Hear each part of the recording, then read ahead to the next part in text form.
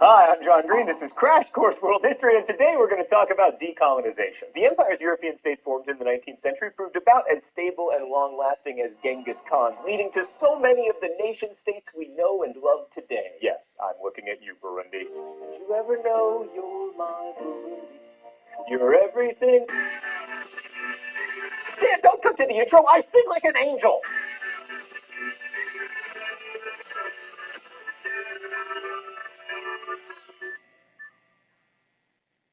So unless you're over 60, and let's face it, Internet, you're not, you've only ever known a world of nation states. But as we've seen from Egypt to Alexander the Great, to China, to Rome, to the Mongols, who for once are not the exception here, to the Ottomans and the Americas, empire has long been the dominant way we've organized ourselves politically, or at least the way that other people have organized us. Mr. Green, so to them Star Wars would have been like a completely different movie. Most of them would have been like, go Empire, crush those rebels. Yeah, also they'd be like, what is this screen that displays crisp moving images of events that are not currently occurring? Also, not to get off topic, but you never learn what happens after the rebel victory in Star Wars, and as we've learned from the French Revolution to the Arab Spring, revolution is often the easy part. I mean, you think destroying a Death Star is hard? Try negotiating a trade treaty with Gungans. Right, anyway, so the late 20th century was not the first time that empires disintegrated. Rome comes to mind, also the Persians, and of course the American Revolution ended one kind of European imperial experiment. But in all those cases, empire struck back. You see what I did there? I mean, Britain lost its 13 colonies, but later controlled half of Africa and all of India. And what makes the recent decolonization so special is that at least so far, no empires have emerged to replace the ones that fell. And this was largely due to World War II, because on some level, the Allies were fighting to stop Nazi imperialism. Hitler wanted to take over Central Europe and Africa and probably the Middle East. And the Allied defeat of the Nazis discredited the whole idea of empire. So the English, French, and Americans couldn't very well say to the colonial troops who'd fought alongside them, thank you so much for helping us to thwart Germany's imperialistic ambitions. As a reward, please hand in your rifle and return to your state of subjugation. Plus, most of the big colonial powers, especially France, Britain, and Japan, had been significantly weakened by World War II, by which I mean that large swaths of them looked like this. So post-war decolonization happened all over the place. The British colony that had once been India became 3 independent nations. By the way, is this Gandhi or is this Ben Kingsley playing Gandhi? In Southeast Asia, French Indochina became Cambodia, Laos, and Vietnam, and the Dutch East Indies became Indonesia. But of course, when we think about decolonization, we mostly think about Africa going from this to this. So we're going to oversimplify here because we have to, but decolonization throughout Afro-Eurasia had some similar characteristics. Because it occurred in the context of the Cold War, many of these new nations had to choose between socialist and capitalist influences, which shaped their futures. While many of these new countries eventually adopted some form of democracy, the road there was often rocky. Also, decolonization often involved violence, usually the overthrow of colonial elites. For now, let's turn to the most famous non-violent decolonization, or supposedly so anyway, that of India. So the story begins, more or less, in 1885 with the founding of the Indian National Congress. Congress Party leaders and other nationalists in India were usually from the elite classes. Initially, they didn't even demand independence from Britain, but they were interested in creating a modern Indian nation rather than a return to some ancient pre-colonial form, possibly because India was, and is, hugely diverse and really only unified into a single state when under imperial rule by one group or another, whether the Mauryans, the Guptas, the Mughals, or the British. Okay, let's go to the thought bubble. The best-known Indian nationalist, Mohandas K. Gandhi, was a fascinating character, a British-educated lawyer born to a wealthy family.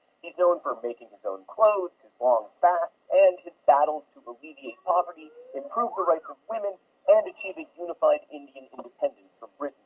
In terms of decolonization, he stands out for his use of nonviolence and his linking it to a somewhat mythologized view of Indian history.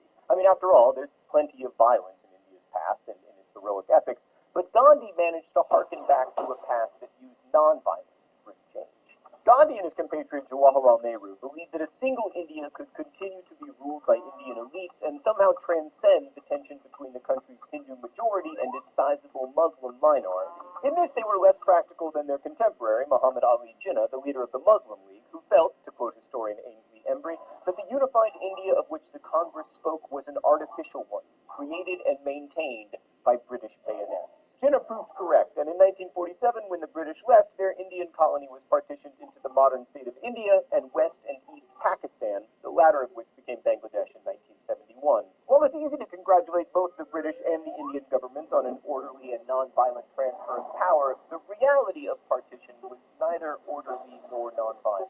About 12 million people were displaced as Hindus in Pakistan moved to India and Muslims in India moved to Pakistan. As people left their homes, sometimes unwillingly, there was violence, and all told, as many as 500,000 people were killed. More than died in the bloody Indonesian battle for independence. So while it's true that the massive protests that forced Britain to end its colonization of India were nonviolent, the emergence of the independent states involved really wasn't. Thanks, Thought Bubble. All this violence devastated Gandhi, whose lengthy and repeated hunger strikes to end violence had mixed results, and who was eventually assassinated by a Hindu nationalist who felt that Gandhi was too sympathetic to Muslims. Oh, it's time for the open letter? An open letter to hunger strikers. But first, let's see what's in the secret compartment today. A cupcake? Stan, this just seems cruel. These are from Meredith the intern to celebrate Merebration, the holiday she invented to celebrate the anniversary of her singleness. Dear hunger strikers, you remember earlier when I said that Gandhi harkened back to a mythologized Indian past?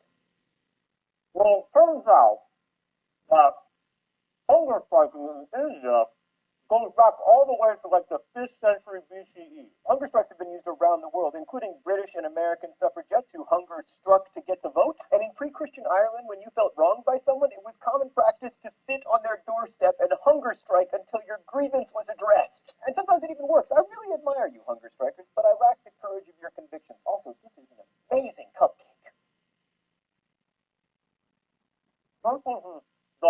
Since independence, India has largely been a success story, although we will talk about the complexity of India's emerging global capitalism next week. For now, though, let's travel east to India.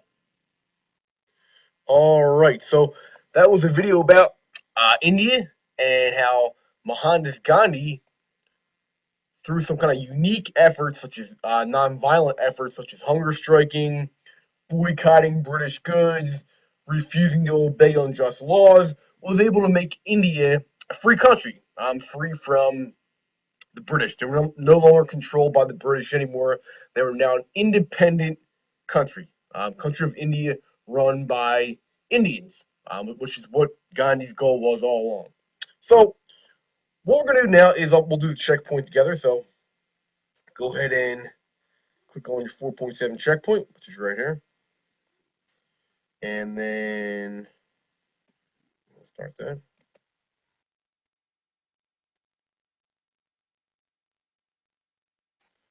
All right.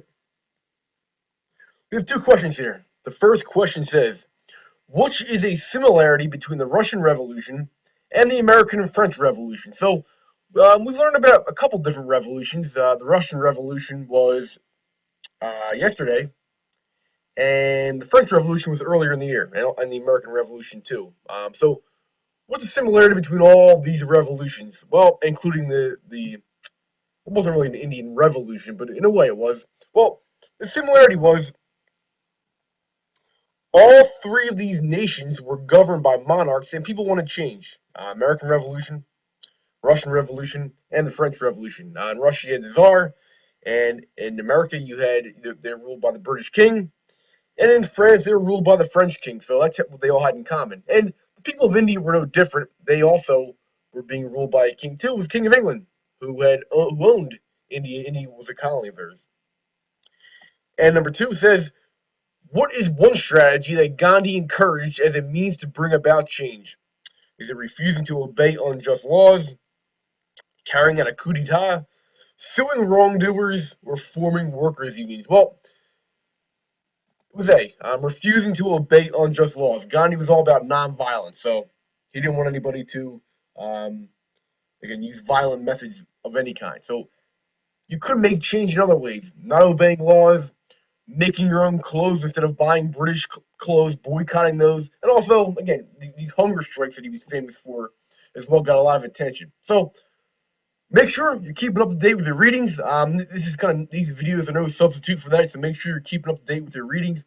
Make sure you have your 4.4 quiz done from Monday, and make sure your checkpoint from yesterday is done. And again, make sure you're doing all of your educated videos. I help you at the end of each one with the checkpoint and also with the quiz too. So again, make sure you're doing those to keep up to date because the quarter ends on Friday. All right, so See you tomorrow again with a new video. And again, keep up to date. Take care.